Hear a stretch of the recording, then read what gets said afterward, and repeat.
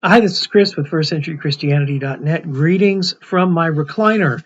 I had shoulder surgery recently, so I've got a lot of time on my hands, but I can't use this one. I can't do a lot of typing and presenting. So as these ideas come to my mind, I'm just going to do some short videos and see how that goes.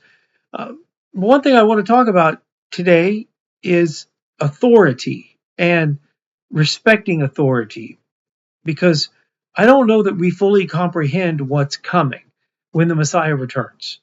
Today, we in the West are so conditioned to be effectively our own gods. We have every bit of information that comes in. We have to evaluate and make decisions. Who are we going to vote for? What are we going to vote for? Where are we going to live? How are we going to pay the bills? And we have so much choice and freedom in our secular lives, but then when it gets to our religious life, we have enormous freedom that we're not going to have in the kingdom. Are you ready for that? Are you ready for there to be no decisions for you to make about where you worship, who you worship, how you worship, and when you worship? Because that's what's coming.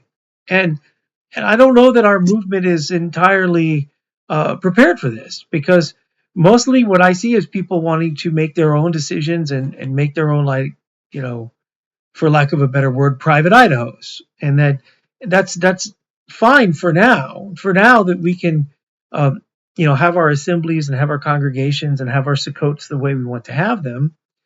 But when the Messiah returns with legions of angels and the dead in Christ rise to meet him in the air, and he begins his rule from Jerusalem for 1,000 years, there's going to be a theocracy installed on earth, and you will have the choice to either obey the Messiah and obey the high priest or not. And that will be your choice. We're not going to have this arguments about how do you pronounce people's names. You're probably not even going to make eye contact with the Messiah.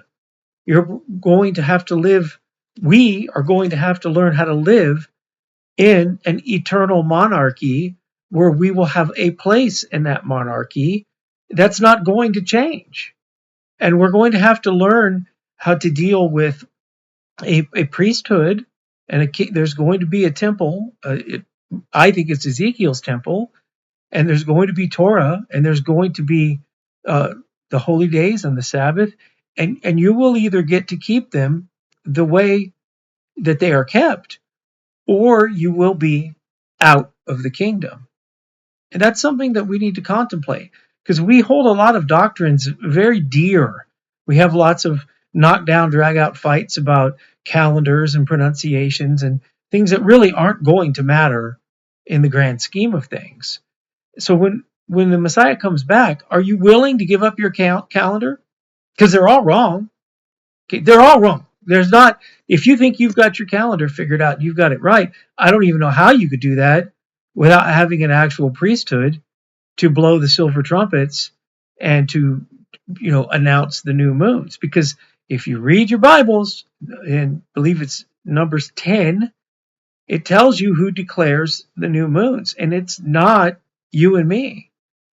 And we're going to have to relearn language, and we're going to have to relearn doctrine, and we're going to have to have hearts of flesh that are able to be corrected.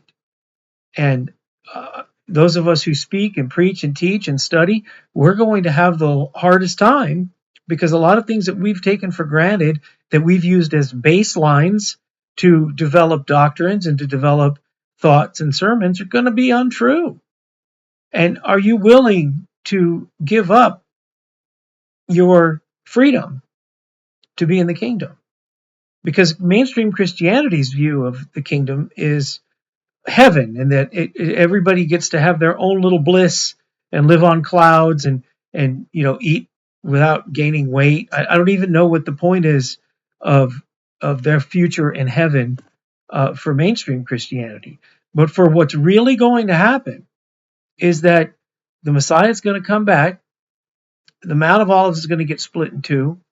and he's going to set up a headquarters in Jerusalem, and then there will be a kingdom, an Israelite messianic kingdom that's roughly the size of the nation of Australia, that will be established with Jerusalem as its headquarters, and you will have the choice to be in that kingdom, if you are blessed to be in that kingdom, and to be part of Yahweh's children with Yeshua as our king, or your other choice will to be not to be that.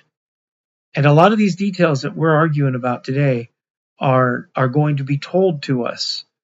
And I don't know that even I comprehend how to live in a way like that. Just some food for thought. I hope you're having a blessed day, and may Yahweh keep you in the name of his son, Yeshua.